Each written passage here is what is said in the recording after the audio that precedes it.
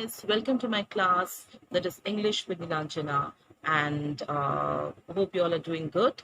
And I welcome each one of you to the world of Shakespeare. So, as you all remember, we were doing the story form or the tale or the prose form of Shakespeare's lovely play, As You Like It, which is a romantic comedy, and well, it is also known as a pastoral comedy. I mean, just to remind you that these tales were written down by Charles Lamb and his sister Mary Lamb. All right, so let's start. So this is the third part. Here you go.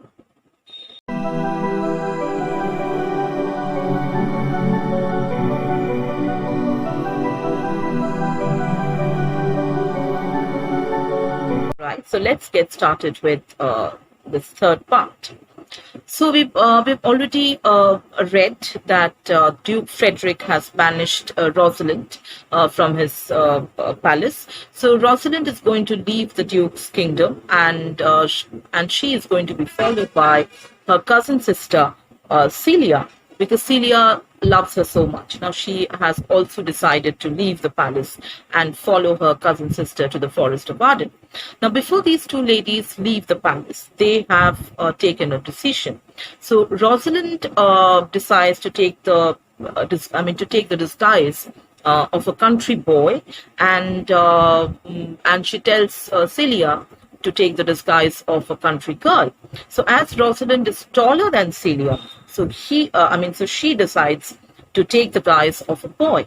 So Rosalind would call herself Ganymede, and Celia would call herself Eleanor.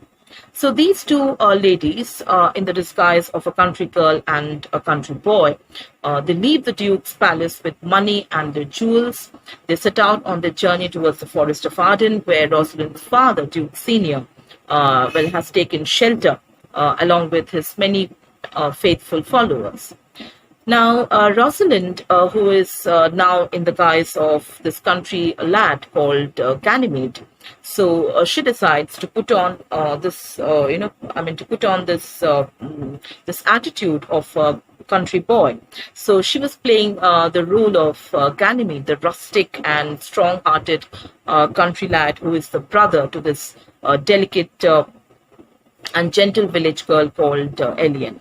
Now, both the ladies are walking on their way towards the forest of Arden. It's a long, long walk, and they did not get any food to eat or any proper shelter anywhere on the path. So Ganymede cheered her sister, and but still, she was telling that how much hungry and tired she was. So even Aliena declared that she couldn't walk any further. So they were in real trouble, and they felt that they had lost their way. So they were very sure that they were lost in the way. And just then they met a countryman, a rustic man, and and they asked him where they could get some food and some shelter in exchange of money or gold. Now, this countryman told him that he was a servant of a shepherd, and this shepherd was going to sell off his house. So, if they want, they can buy the house, and they can take shelter there. So, Rosalind and Celia, that is Ganymede and Eleanor, they decide to buy the house. So they bought the house in exchange of the gold and all, and and they took shelter in that home where they got rest and food. So they decided to stay there till they could find their father. Till Rosalind could find her father, and that is the banished Duke in the forest. So the two sisters settled down in their new cottage life. It was quite comfortable, and they imagined that they were a shepherd and a shepherdess, this brother-sister. However, sometimes Rosalind did miss, her friend Orlando, and she shared her grief with her sister. And it soon came to light that even Orlando was found, was soon to be found in the forest of Arden. Now, Orlando was the younger son of Sir Rowland de Boys. We have already, come across this point. And when Sir Rowland de Boys died, he requested his elder son, called Oliver, to take care of Orlando, his younger son. But as Oliver grew up, Oliver, the elder brother, did not keep his promise, did not keep his father's request, and so he did not send Orlando to school. He did not give him a good education. So Orlando, even then, without the help of his elder brother, grew up to be quite a nice gentleman, and when quite brave and quite smart, he turned out to be quite a nice gentleman. And this made Oliver, quite angry. And it was this Oliver, that is Orlando's elder brother, who had arranged, that match between Charles, the professional wrestler, and Orlando, the inexperienced one. So it was Oliver, the elder brother, who had arranged for this wrestling match because he wanted Charles to, to destroy his younger brother. But when Oliver came to know about his brother's victory in that wrestling match, he became really furious and he wanted to take a revenge. So he planned to burn his own younger brother to death. So that was the plan he was hatching. And meanwhile, Sir Rowland de Boys had a very faithful servant, and he was called Adam. And Adam was quite an old man now. So Adam overheard the plan made by Oliver to get his own brother burned to death. So Adam goes and tells Orlando about Oliver's conspiracy and this plan, and thus he saves Orlando from death.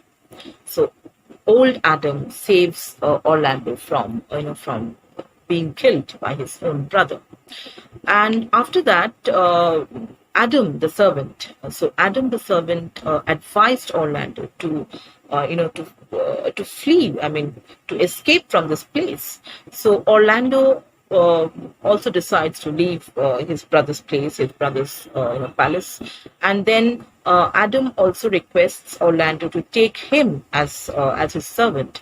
So Orlando always loved Adam, and because he was truly faithful to him. So and Orlando called Adam good old man, quote unquote, good old man. So please remember that. So Orlando decided to take him into his service, and both the master and servant left the palace, and they were traveling till they reached the forest of Arden. So even this team of the master and servant, Orlando and Adam, even they reach forest of Arden, and they are also tired and very hungry. And finally, a point came where old Adam could walk no further. So Orlando told him, all right, you take some rest here. And he even carried him in his arms to the shelter of a tree and cheered him by saying, good old man, rest, because your weary limbs, your old limbs must be very tired. So take some rest and do not talk of time. So here you have a very nice relationship between this master and the servant. It's not like your traditional master-servant relationship. Rather, it is the relationship of two human beings who love each other quite well. And there is a relation of loyalty and faithfulness and love and affection. So we find that this place called Forest of Arden is gradually becoming a meeting point of all the good people. See, all the good people have been forced by the different circumstances of their life to reach or to travel to this place called Forest of Arden.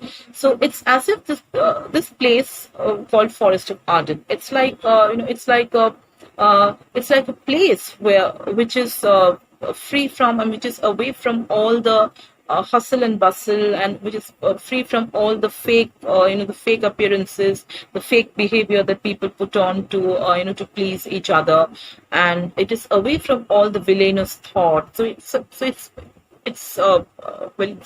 I mean, it is going to be a meeting point or a place of reconciliation between all the good people, all the good characters that we come across in this play. So, in this part, you come to know about Rosalind and Celia, who have changed their names to Ganymede and Eliana.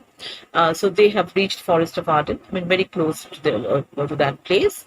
And here you have Orlando and Adam. Adam has saved the life of Orlando from his elder brother Oliver, and even they have reached Forest of Arden.